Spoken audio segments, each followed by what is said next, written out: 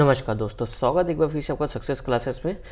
जैसा कि आप लोग को पता है, हम लोग एस पांडे का जो कि पेपर 2 था उसको कवर कर रहे थे एस पांडे की बुक से, जो जिसमें अभी तक हम लोग जो कि चैप्टर नंबर 12 देख रहे थे। इसके अभी तक 3 पार्ट आ चुके हैं, जिसमें देखो काफ़ी डिटेल्स हमने जो कि गरीबी उन्मूलन योजना, हरित क्रांति, सामुदायिक विकास कार्यक्रम, सहकारिता और ग्रामीण विकास, ये सारे टॉपिक जो कि 3 पार्ट में हमने देखा है।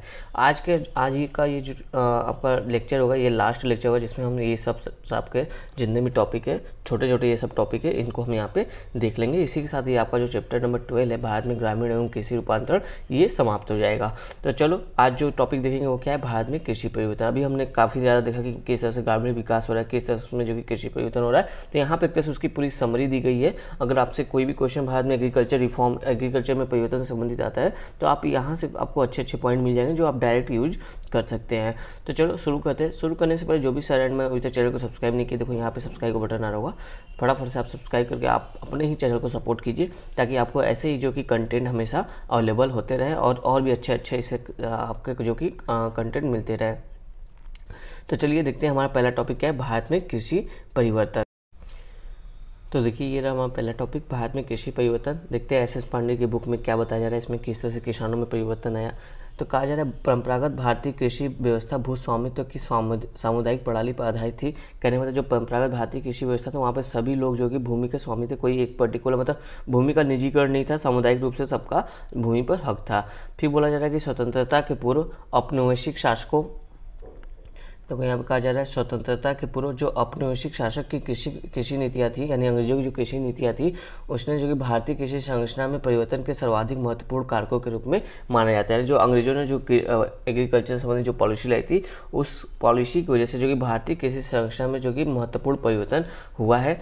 तो देखते हैं क्या क्या परिवर्तन होता है, यहाँ पे समझते हैं। जैसे देखो यहाँ पे कहा जा रहा है कि जमींदारों को भूमि पर पूर्ण स्वामित्व का अधिकार प्रदान किया गया, जो ब्रिटिश शासन के पहले केवल एक कर एकत्रित करने वाले बिचौलिए थे। यानी जो आपका जमींदार था, देखो पहला परिवर्तन ये हुआ, जो जमींदार था उसको जो कि भूमि का स्वामी बना दिया गया, जबकि ये पहले क्या थे, केवल टैक्स को कलेक्ट किया करते थे। ये परिवर्तन हमको देखने को मिला। साथ ही देखो यहाँ पर कहा जा रहा है कि जमींदारों के इस नए वर्ग के कारण जो किसान थे वो काश्तकार बन गए। मतलब कि वो अपने ही खेतों में जो उनकी अपनी भूमि थी, जहाँ पर खेती करते थे, उसी खेत के ये मजदूर बन के रह गए हमारे किसान। तो ये सेकंड परिवर्तन हुआ। फिर देखो कहा जा रहा है खराब मौसम या प्रतिकूल परिस्थितियों में यदि फसल नष्ट भी हो जाती थी, तब भी किसानों को भू राजस्व का भुगतान करना पड़ता था। यानी अगर देखो फसल की उगाई नहीं होती थी, लेकिन जो आपका लगान देना, यानी भू राजस्व जो देना था, वो फिक्स था कि आपको हर साल जो कि इतना देना है। अगर मान लो किसी साल जो कि फसल अच्छी नहीं हुई, फिर भी उस साल जो कि इनको कोई रियायत नहीं दी जाती थी, उतना ही टैक्स वसूला जाता था। तो देखो इससे क्या हुआ, जब उतना ही टैक्स वसूला जाएगा, तो इसके इन परिवर्तनों के फलस्वरूप देखोगे जो कृषक थे वो गंभीर रूप से ऋणग्रस्त था। उनमें मतलब उनमें जो कि कर्ज जाल में वो फंस गए थे। क्यों? देखो उनको तो टैक्स पे करना था, चाहे फसल की उगाई हो चाहे ना हो। तो इसके लिए वो क्या करते थे, उच्च ब्याज दर पर जो कि लोन वगैरह कह लो आप साहूकारों से लेते थे। इस कारण से जो कि वो अपने जो कि एक तरह से देखो इसमें क्या हुआ, अपनी भूमि से भी वो हाथ धो बैठते, साथ ही वो कर्ज जाल में भी फंस जाते हैं। फिर देखो आगे कहा जा रहा है अत्यधिक ऊंची ब्याज दरों के कारण आगे चलकर किसानों की भूमि साहूकारों और बड़े भूस्वामियों ने हथिया ली थी। यानी जो किसानों की भूमि बची कुची भी थी, उसको किसने हथिया लिया, आपका जो साहूकार थे या बड़े भूस्वामी थे, उन्होंने जो कि उनकी ज़मीन को खरीद लिया। इस तरह से देखो जो आपके मध्यम किसान थे, लघु किसान थे, वो जो कि आपका काश्तकार बन गए, यानी उनके पास ज़मीन अब नहीं रही, वो जो कि कृषक मजदूर बन के रह गए। तो ये परिवर्तन हमको देखने को मिला। साथ ही बोला जाए कि ग्रामीण क्षेत्रों में बड़े जमींदार व साहूकार प्रभु वर्ग के रूप में उभरे। यानी ये जो कि जो आपका जमींदार है या साहूकार है, बड़े बड़े जमींदार साहूकार, ये उस समाज में उस टाइम प्रभु वर्ग के रूप में, यानी एक कह लो उच्च जाति टाइप का, मतलब इन्हीं का जो कि उस समाज में सब कुछ सर्वा है, ऐसा कुछ टाइप का ये प्रभु वर्ग बन के उस समय आए। फिर देखो कहा जा रहा है जबकि जो साधारण किसान है वो गरीबी और भूखमरी की हालत तक पहुंच गया था। औपनिवेशिक शासन के दौरान उभरी नई कृषक वर्ग संरचना में स्वामित्व के अभाव के कारण किसानों के समक्ष अपनी जमीनों को सुधारने के लिए अभिप्रेरणा नहीं बची। फलस्वरूप कृषि उत्पादकता कम हो गई। देखो अब अधिक से अधिक इनको टैक्स भरना है, राइट। और ये जो कि कर्ज भी लिए थे, कर्ज है उसका ब्याज और कर्ज भी भरना था। तो इस चक्कर में क्या हुआ, यानी जो एग्रीकल्चर में उसमें इनपुट नहीं हो रहा है, उसमें निवेश की कमी दिख रही है, जिसके कारण देखोगे एग्रीकल्चर में सुधार भी नहीं हो रहा था, ना ही निवेश हो रहा था। इससे जो आपका कृषि उत्पादकता है वो कम होती गई, क्योंकि किसान को अधिक से अधिक टैक्स भरना है, लगान भरना है, तो अपना पैसे का ज़्यादा से ज़्यादा भाग जो कि कर्ज भरने में ही लग जाता था उसको। इसी वजह से जो आपका एग्रीकल्चर था वो ज़्यादा प्रोड्यूसिंग नहीं हो पाई, क्योंकि उसमें इनपुट किसान द्वारा नहीं दिया जा सका। फिर देखो यहाँ पे कहा जा रहा है स्थानीय कृषकों से खाद्यान्नों की बजाय कपास जैसी लाभदायक फसलें जबरन उपजवाना प्रारंभ कर दिया, क्योंकि उन्हें इंग्लैंड के उद्योगों हेतु इनकी आवश्यकता थी। अब देखो जब जो खाद्यान्न थे उनकी जगह पर देखो जो आपका कपास था उसको उगाया गया, क्योंकि देखो इंडस्ट्री के लिए लाभदायक था। तो इसके लिए, क्योंकि कपास का प्रयोग आपको वही पता है कपड़ा बुनने काटन वगैरह के लिए होता था, तो इस वजह से जो कि आप देखो खाद्यान्न नहीं उग रहा है, बल्कि हमारा जो व्यावसायिक फसल है वो उस पर जो कि बल दिया गया। तो इसके कारण क्या हुआ, जब आप खाद्यान्न नहीं उगा रहे हो, व्यावसायिक फसलें उगा रहे हो, तो इससे क्या हुआ, इन सभी कारणों से देखोगे तो बार बार अकाल की स्थिति से कृषक वर्ग की स्थिति और भी खराब होती गई। यानी हमारे देश में जो कि जब अंग्रेज थे तो उनकी नीतियों के कारण बार बार अकाल आने लगी। देखोगे कई बार तो आपका जो 1940 के आसपास जो एक अकाल आया था बंगाल में, उसमें करीब लाखों लोगों की मृत्यु हो गई थी एक साथ। तो इस तरह के कुछ अकाल की भी बात यहाँ पे बार बार, जो कि आप देखोगे, आप हिस्ट्री को जब भी पढ़ोगे तो आप देखोगे आपको हर 15 साल 20 साल में बड़े बड़े अकाल देखने को मिलेंगे। तो ये सारे परिवर्तन हमने देखा औपनिवेशिक शासन के कारण इतने सारे परिवर्तन हुआ। फिर देखो बोला जाए दो शताब्दियों से भारत में शोषक बने उपनिवेशवादी शासन से मुक्ति के लिए संघर्ष के दौरान जो राष्ट्रीय नेता थे, यानी जो हमारे जैसे महात्मा गांधी, सुभाष चंद्र बोस, नेहरू जी, ये सब लोग जो राष्ट्रीय नेता थे, इन्होंने क्या किया, कृषकों को संगठित करके उनको बेहतर जिंदगी उपलब्ध कराने की प्रतिज्ञा करके उनको संगठित किया। यानी कृषकों की जो किसान थे उनको बेहतर जिंदगी देने के लिए उनको एक सूत्र में बांधना शुरू किया, उनको एकता के सूत्र में बांधना शुरू किया, उनका एक संगठन बनाया। इसके बाद देखो कहा जा रहा है भारत के स्वतंत्र होने के पश्चात तत्काल ही भू सुधारों की प्रक्रिया प्रारंभ कर दी गई। यानी देखो एक तो उनका पहले संगठित किया गया, फिर जब भारत आज़ाद हुआ तो तुरंत ही जो कि भू सुधार के संबंधी जो प्रक्रिया थी उसको शुरू किया गया, विभिन्न एक्ट वगैरह अधिनियम बना के। तो जिससे देखो इसमें क्या कर रहा है कि किस तरह से हमने भू सुधार किया है कृषक परिस्थिति को सुधारने के लिए। कहा जाए जो बिचौलिए जमींदारों भूस्वामियों का उन्मूलन करेंगे। जैसे देखो हमने जो कि अधिनियम बनाया कि जो बिचौलिया है, जमींदार है या भूस्वामी है, मतलब जो बिचौलिए का काम करे, चाहे वो जमींदार चाहे भूस्वामी हो, उनका उन्मूलन करना है हमको। भूमि जोतने वाले वास्तविक किसानों को स्वामित्व का अधिकार प्रदान, यानी जो भूमि कई पीढ़ी से जो कि कृषि कार्य करे जिस भूमि पे, उनको जो कि उस भूमि का मालिकाना हक दिलाना है। और साथ ही देखो कुछ कानून काश्तकारों को सुरक्षा प्रदान करने के लिए भी बनाए गए थे। राज्यों ने एक घर के लिए भूमि के जोत के आकार का उच्चतम सीमा भी निर्धारित किया था।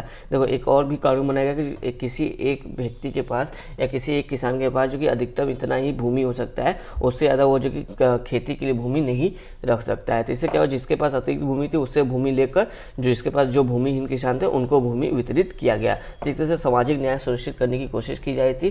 फिर देखो कहा जाता अतिरिक्त भूमि जो कि राज्य द्वारा अधिग्रहित कर ली जाती थी उसको भूमिहीन लोगों के बीच में पुनः वितरित कर दिया जाता था, जो स्वतंत्र भारत के समाजवादी लक्ष्यों के अनुरूप था।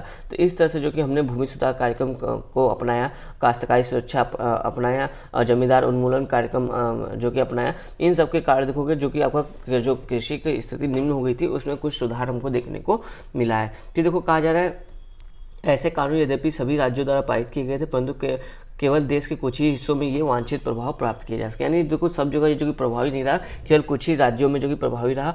भूमि सुधारों के मूल्यांकन पर हुए अध्ययनों ने प्रायः इस बात का संकेत दिया है कि देश में केवल उन्हीं हिस्सों में जो कि भूमि सुधारों को प्रभावी रूप से कार्यान्वित किया जा सकता था जहाँ किसानों को राजनीतिक रूप से संगठित किया गया। देखो जहाँ किसान जो कि एक सूत्र में बंधे थे राजनीतिक रूप से, मतलब वो जो कि जो गवर्नमेंट थी उस पर जो कि दबाव समूह की तरह जो कि काम कर रहे थे, उन पर दबाव डाल रहे थे, केवल वहीं जो कि आपका जो भूमि सुधार कानून का जो कि लाभ मिला है। और जहाँ किसान जो कि राजनीतिक रूप से जागृत नहीं थे, चेतना उनमें राजनीतिक चेतना नहीं थी, संगठित नहीं थे, वहाँ पे जो कि इन सुधारों का लाभ उनको नहीं मिल पाया है।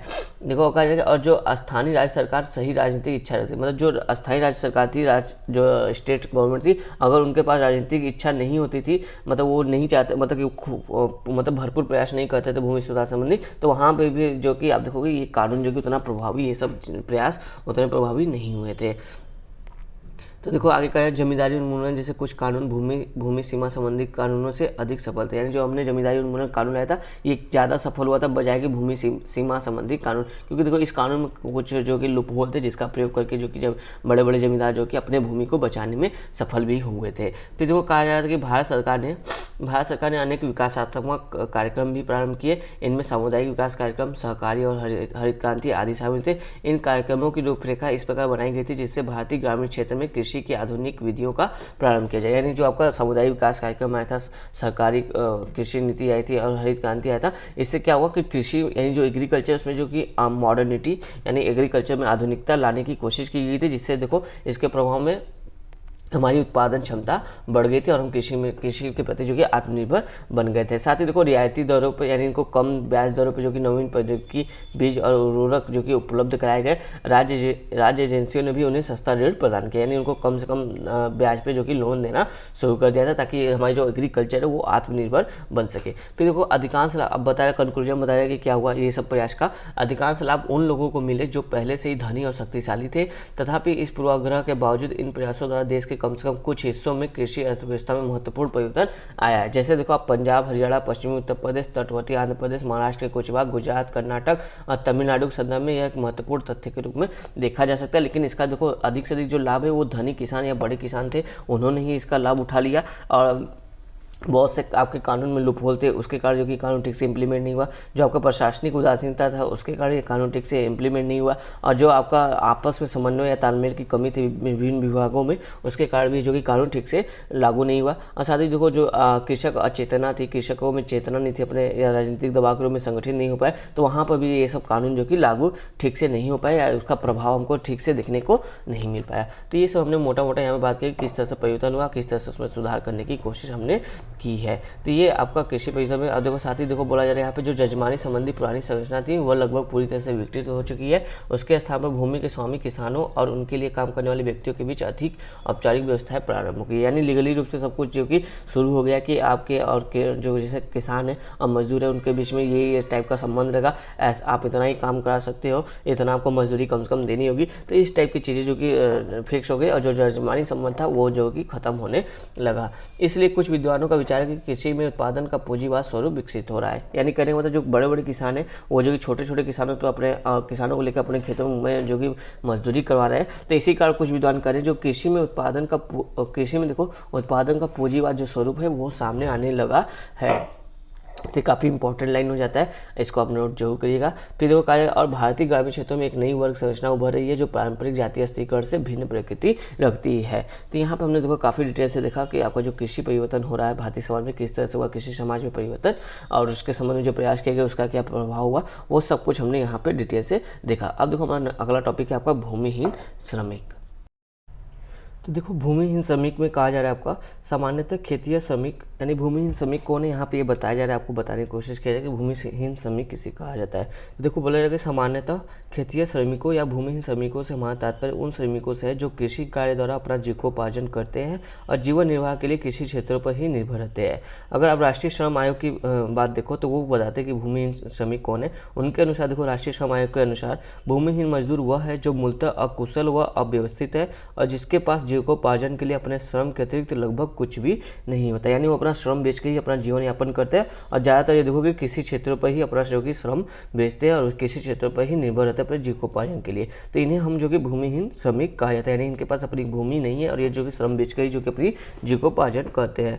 अब देखो यहाँ पर कहा जाए कि भूमिहीन श्रमिकों की समस्याएं क्या है। तो देखो यहाँ पर बोला जा रहा है कि भारत में भूमिहीन श्रमिकों की स्थिति शोषित, पीड़ित व उपेक्षित रही है। इन समस्याओं का सामना उन्हें जो कि श्रमिकों को कई समस्याओं का सामना करना पड़ता है। जैसे कुछ पॉइंट यहाँ पे बताया जाए कि कौन कौन से इनको समस्या का सामना किया जाता है। जैसे देखो पहले पॉइंट में बोला जा रहा है कि तमाम कल्याणकारी कार्यक्रमों के बावजूद भारत में धनी व शक्तिशाली कृषकों द्वारा उनसे बिगाड़ लिया जाता है या फिर उन्हें कम मजदूरी पर कार्य करवाना तथा उन्हें विभिन्न प्रकार से उत्पीड़ित करना अभी भी जारी है। बिगाड़ करने को तो उन्हें जो कि मजदूरी नहीं दिया जाता, बिना मजदूरी दिए ही उनसे काम करवा लेना। और साथ ही कभी कभी देखो अगर मजदूरी दी भी जा रही है तो उनको कम मजदूरी देना। तो इस तरह से जो कि उनका एक आर्थिक शोषण यहाँ पे किया जा रहा है। फिर देखो कहा जा रहा है यहाँ पे और उनके क्या प्रॉब्लम है कि देखोगे वर्ष के बहुत बड़े भाग में जबकि कृषि कार्य नहीं होते, यानी जब तक मान लो कृषि कार्य होता है तब तक वो मजदूर के रूप में काम कर रहे हैं, लेकिन जब देखो एक टाइम आता है, गैप आता है कृषि में, तो उस टाइम जो कि कृषि कार्य नहीं होता है तो उस टाइम बोला कि उस टाइम ये जो कि बेरोजगार होते हैं, यानी इनके पास कृषि कार्य होता नहीं है तो ये क्या होता है, बेरोजगार की तरह अपना जीवन यापन करते हैं।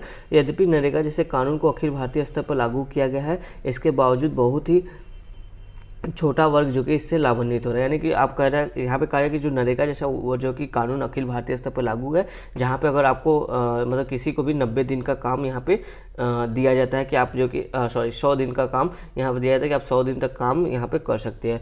लेकिन बोला जा रहा है कि नरेगा जैसा काम जो है ना, ये जो आपका भूमिहीन श्रमिक हुआ है उनमें देखोगे बहुत से सभी लोगों को ये जो कि लाभान्वित नहीं किया कि केवल भूमिहीन श्रमिक के कुछ ही वर्ग में, यानी कुछ ही लोगों को, केवल 10% पीपल को ही ये जो कि लाभान्वित कर पाया है। फिर देखो साथ ही कह रहा है यहाँ पे आपका भारत में भूमिहीन श्रमिकों को अत्यंत कम मजदूरी पर काम करना पड़ता है, जिससे वे अपनी अनिवार्य दैनिक आवश्यकता की भी पूर्ति नहीं कर पाते हैं। उनको देखो कम से कम जो कि आपको मजदूरी दी जाती है, जैसे 250 रुपये काम किए तो 100 रुपये थमा दिए, 150 थमा दिए, इससे क्या होगा जो उनकी दैनिक आवश्यकता है उसकी पूर्ति नहीं हो पा रही है। तो देखो न्यूनतम मजदूरी जैसे कानून अपना सकारात्मक प्रभाव दिखाने में असफल है। अभी देखो वर्तमान गवर्नमेंट में ये निश्चित किया गया है कि कम से कम न्यूनतम मजदूरी जो कि 202 रुपये होगा कर्मचारियों के लिए या फिर जो मजदूर है उनके लिए, ठीक है।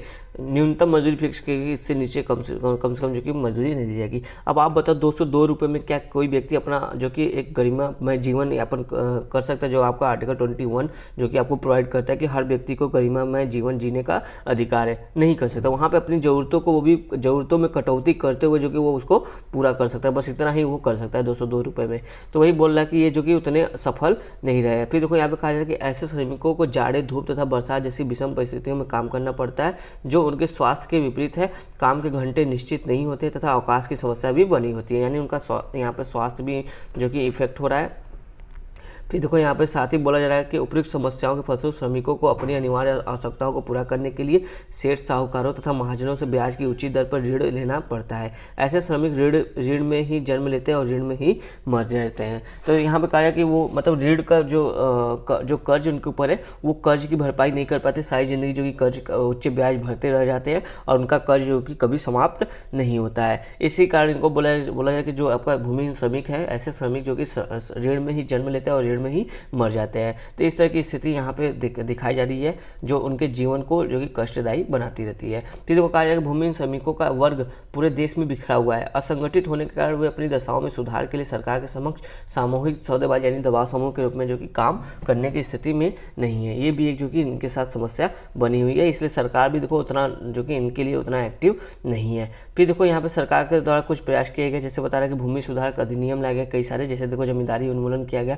रैयतवाड़ी व्यवस्था में जो सुधार लाया गया, बिचौलियों का उन्मूलन किया गया, अधिकतम जोत सीमा निर्धारण किया गया, भूमि चकबंदी किया गया। तो इन सब सुधारों के कारण क्या हुआ, जो अधिशेष भूमि थी उसको राज्य द्वारा अधिग्रहित करके यानी राज्य अपने हाथ में लेके जो भूमिहीन श्रमिक थे उनको जो कि वितरित किया गया। तो ये एक काम किया गया कि जो भूमिहीन श्रमिक है उनको जो कि भूमि अतिरिक्त जो भूमि है उनको देना। फिर साथ ही देखो राज्य जो गवर्नमेंट है वो अब जो कि न्यूनतम मजदूरी निर्धारण कर दी कि इससे कम जो कि मजदूरी कोई भी किसी भी श्रमिक को नहीं देगा। तो लेकिन इसका पालन उतना उस स्तर पर होता नहीं है। और साथ ही देखो जो बेगारी था उसको जो कि अपराध घोषित कर दिया गया है ताकि कोई भी किसी से बेगारी ना करवाए। फिर देखो आवास कार्यक्रम की बात की जा रही है कि गवर्नमेंट ने आवास कार्यक्रम चलाया था। अभी देखो जो आपका पीएम ग्रामीण आवास योजना चल रहा था, पीएम ग्रामीण आवास योजना, उसके तहत देखोगे आपको 2,92,00,000 जो कि घर बन चुके हैं और जितना जो कि आपका घर बनाना था उसका 90% जो कि पूरा हो चुका है। लगभग 3 करोड़ कुछ घर बनाने थे। इसके लिए देखो कितनी सहायता दी जा रही थी, रकम की 1,20,000 रुपये जो कि सहायता दी जा रही है। तो ये एक अच्छा काम यहाँ पे गवर्नमेंट जो कि कर रही है उनके आवास के संबंध में। फिर देखो यहाँ पे कहा जाएगा संगठनात्मक संरक्षण कार्यक्रम, यानी कि कि देखो यहाँ बोला कि ऐसे कार्यक्रमों के द्वारा भूमिहीन श्रमिकों को संगठित कर उन्हें अपनी दशा में सुधार हेतु क्रियाशील होने के लिए प्रेरित किया जाता है। जैसे देखो यहाँ बोला जाए भारत ट्रेड यूनियन अधिनियम इसका एक महत्वपूर्ण उदाहरण है। तो यानी कि जो आपके ये जो कृषक संगठित भूमिहीन जो श्रमिक है इनको जो कि संगठित करना, जैसे बोला जाए भारत ट्रेड यूनियन, इस तरह से इनका जो कि संगठन के रूप में जो कि इनको लाना, ताकि इनका जो बात है ये अपनी बात को गवर्नमेंट के सामने रख सके और गवर्नमेंट जो कि इनकी बात को सुने भी और उन पर काम भी करे। तो इस तरह से इनको एक दबाव समूह बनाने की भी कोशिश की जा रही है। इनके अतिरिक्त देखो खेतिया मजदूरों की सहायता व कल्याण के लिए कई उपाय किए गए हैं। सिंचाई सुविधाओं का विस्तार किया गया है, गाँव में उद्योगों का विकास किया गया, ताकि जब गाँव में उद्योग वगैरह लगेंगे तो जब कृषि कार्य नहीं होगा, जब ये खाली बैठे तो उस टाइम ये बेरोजगार नहीं रहे, उद्योगों में कुछ ना कुछ काम करते रहे। साथ ही देखो मजदूरों के लिए शिक्षा, प्रशिक्षण, चिकित्सा, पीने का पानी, मनोरंजन और सहकारी संगठन की व्यवस्था करके इनकी स्थिति में सुधार करने का यहाँ पे प्रयास किया जा रहा है। तो ये हमने देखा कुछ यहाँ पे गवर्नमेंट के भी प्रयास है ताकि इनकी स्थिति में जो कि सुधार है, उनकी समस्याओं को देखा, गवर्नमेंट के प्रयास को देखा। अब देखो मूल्यांकन किया जा रहा है और सुझाव की बात की जाएगी। तो मूल्यांकन में देखो सबसे पहले बोला जाएगा कि जो सुधार कानून लाए गए थे उनका नौकरशाही द्वारा सही अर्थ में नहीं लगाया गया, यानी उनका जो सुधार कानून थे जो इसको ठीक से इम्प्लीमेंट नहीं किया गया। साथ ही देखो बोला जाए कि नौकरशाही में व्याप्त भ्रष्टाचार के कारण सुधार कार्यक्रमों का सही क्रियान्वयन भी नहीं पाया, यानी इसमें जो कि करप्शन भी हमको देखने को मिला है। फिर देखो कहा जा रहा है कि जो क्रियान्वयन के लिए उत्तरदायी कर्मचारी थे उनमें जो कि प्रेरणा का अभाव था, मतलब वो सोचते थे यार कृषक किसान इनको हम समझाएंगे, समझ में नहीं आएगा, मतलब उदासीन रह गए इन सारे कार्यक्रमों को लागू करने के लिए। एक्टिव रूप से जो कि इसमें अपनी भूमिका इन्होंने नहीं निभाई है।